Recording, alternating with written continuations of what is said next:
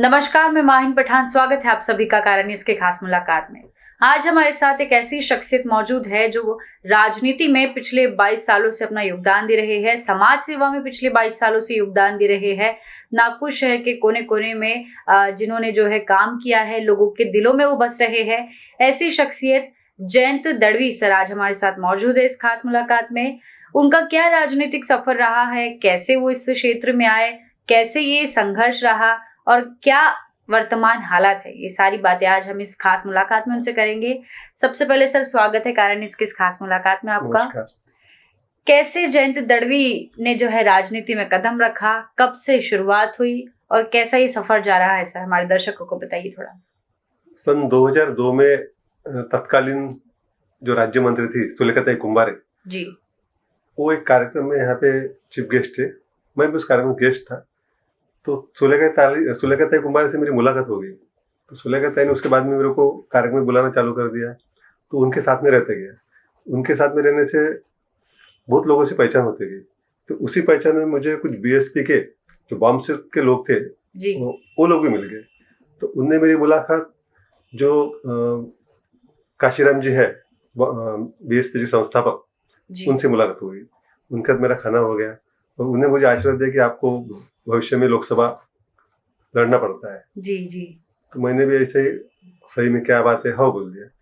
फिर काशीराम जी का देहांत होने के बाद सुप्रीमो मायावती जी, उन्होंने भी मुझे बोला कि नागपुर में कुंभी समाज का आदमी होना, यंग होना और जो कहीं दबे नहीं और पैसे में किसी को बिके नहीं, ऐसा उम्मीदवार होना, वो तुम्हारे निष्ठावान खरा इंसान चाहिए था। तो उनने मेरे जो पूरा रिपोर्टिंग लेके जी, मुझे वो टिकट दिया था। तो मैंने 60,000 के करीब तब वोट लिया था। सबसे पहले वोट सबसे ज्यादा मैंने लिया था, उसके पहले 12,000 15,000 वोट लेती थी बीएसपी, वही से बढ़ गई।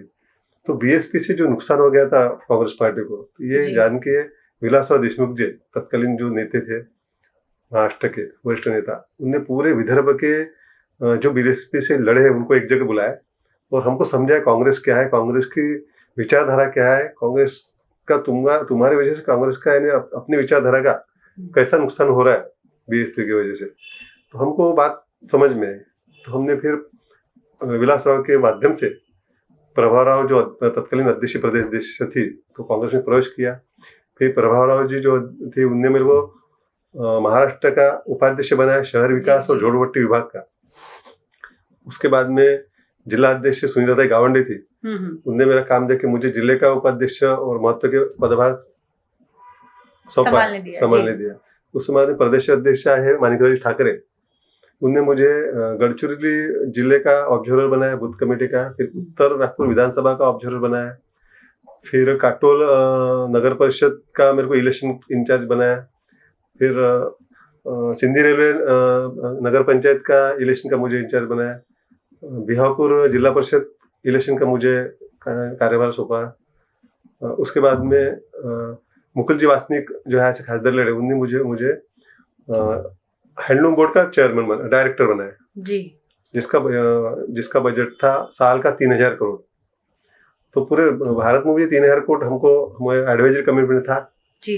तो महीने महाराष्ट्र के लिए ज्यादा से ज्यादा कैसा पैसा है, मेरे कार्यक्रम में 400 करोड़ 500 करोड़ दिए होंगे, लेकिन मेरे 1,200 करोड़ का मेरा प्रोजेक्ट था कि टेक्सटाइल पार्क नागपुर में आए। जी जी जी।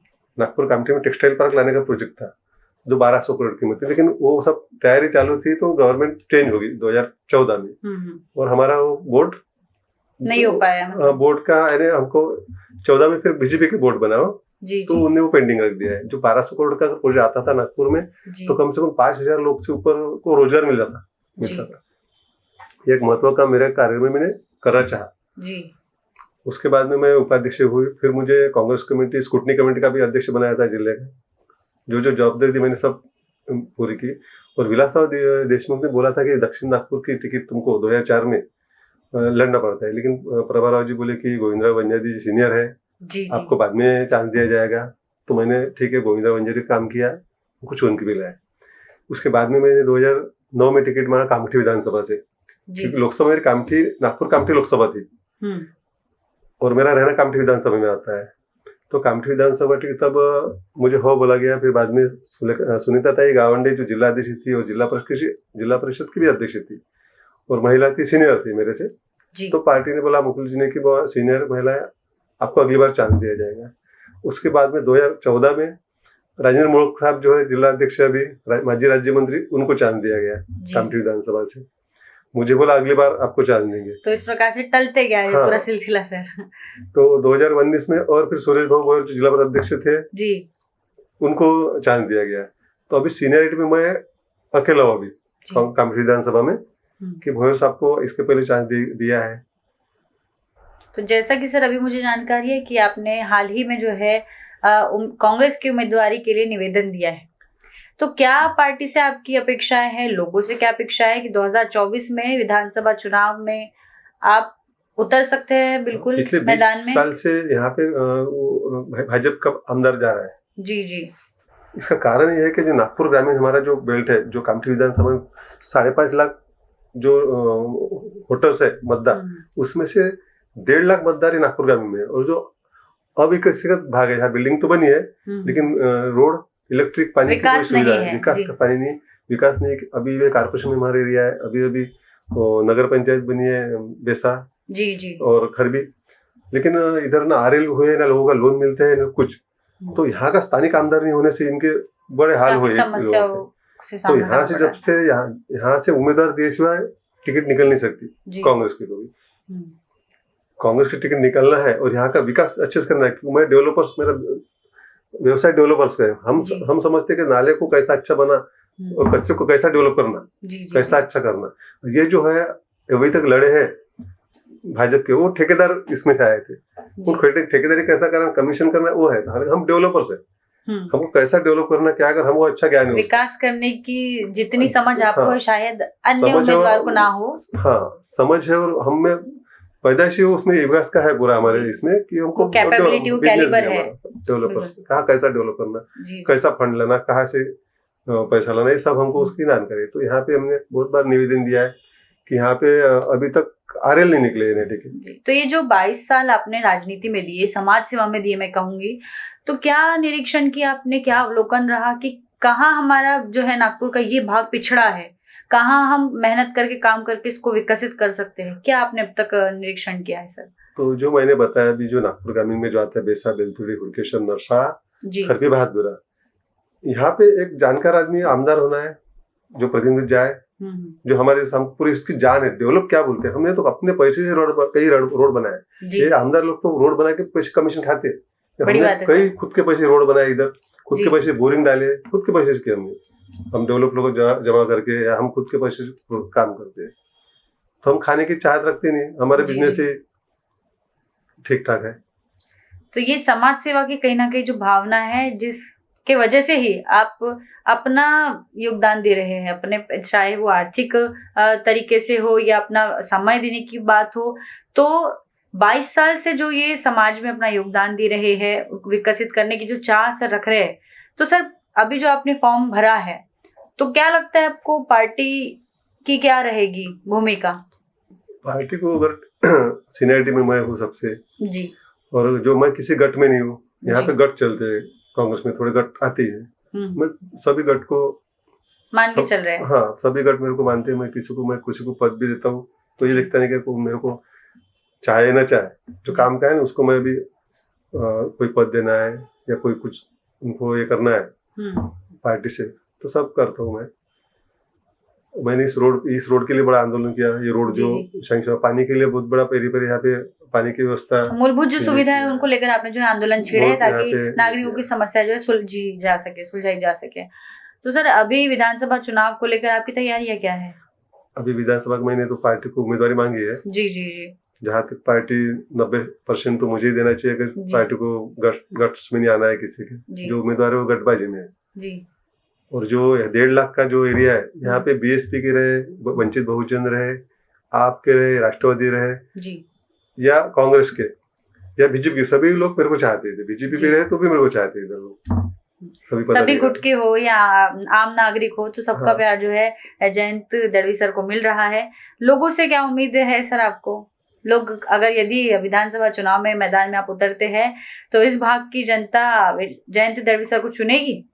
सबसे पहले मुझे मैं अगर चुन के आता हूँ तो ये जो नरसा हुड़केश्वर का एरिया है जो कारपोरेशन में डाला इन लोगों ने, जी उसको वापस में नगर पंचायत में लाने का कोशिश करूंगा। कारपोरेशन जी में हमारा कोई ध्यान नहीं दे रहा इधर। जी जी इसको नगर पंचायत बनाए थे लेकिन तत्कालीन मंत्री बावनकुळे साहब थे, उन्होंने कारपोरेशन में डाल दिया। अच्छा तो नगर पंचायत कैसे आए? और यहाँ पे जितना अनडेवलप है, नगर पंचायत आए तो स्पेशल फंड रहता है, स्पेशल ये रहता है जी बिल्कुल मंत्रालय से। ये कारपोरेशन बोले तो अभी 150 वार्ड है, कहाँ जी। ध्यान देंगे कारपोरेशन, इधर देंगे। और यहाँ पे आरएल का प्रश्न है, जितनी बड़ी बड़ी बिल्डिंग बनी है, जैसा कारपोरेशन में एनआईटी में आए तो उन्हें उसका आरएल जो रिलीज लेटर है अभी तक नहीं दिया। तो ये बड़ी समस्या है कहीं ना कहीं। उसके लिए कई बार हमने निवेदन दिया है, जी करेंगे। यहाँ पे प्रतिनिधि आमदार रहा है तो ये जल्दी हो जाएगा काम। मतलब कहना ऐसा है कि स्थानीय आमदार यहाँ का होता है तो यहाँ की कई बड़ी बड़ी समस्याएं जो है जल्दी सुलझाई जा सकती है, उसका निराकरण जल्दी हो सकता है। अब विधानसभा चुनाव की बात हम कर ही रहे सर, तो 2024 में आगामी विधानसभा चुनाव में किसका पलड़ा भारी रहेगा सर, क्या लगता है आपको, महायुति या महाविकास आघाड़ी? देखो, महाविकास आघाड़ी के हमारे क्या 170 के आसपास तो हमारा सर्वे है कि सीट निकल रही है। तो क्यों निकल रही है, इसका कारण है कि हमारे साथ उद्धव जी ठाकरे अभी है, शरद पवार जी है, ये दो बड़े नेता कांग्रेस साथ में है। तो उद्धव जी के ऊपर तो अभी बहुत लोगों का सिंपैथी है जी, और तीनों मिलकर लड़ रहे, कोई उसमें गुट्स और कुछ है नहीं, एकता दिखाई दे रही है, एकता अच्छे से दिखाई दे रही है। तो लोकसभा चुनाव में भी काफी अच्छा प्रदर्शन कांग्रेस ने किया है, महाविकास आघाड़ी सरकार ने किया है। तो विधानसभा चुनाव में लगता है आपको कि ये ऐसे ही नतीजे देखने को मिलेगी या फिर तस्वीरें बदल सकती है? 170 के ऊपर सीट जाएंगी। तो 170 के ऊपर आपका दावा है कि 170 के ऊपर सीटें जाएगी, तो जनता का विश्वास आपने जीत लिया है कह रहे हैं? जनता बिल्कुल अभी कांग्रेस के साथ है, कांग्रेस के मित्र गठों के साथ है, क्योंकि इनका देख लिया अभी 10-15 साल में क्या कर रहे क्या नहीं कर रहे, कुछ ध्यान नहीं इन लोगों का, सिर्फ झगड़े करना और ऐसा है। तो 2024 में जो है कांग्रेस का लहराने वाला है झंडा महाराष्ट्र में।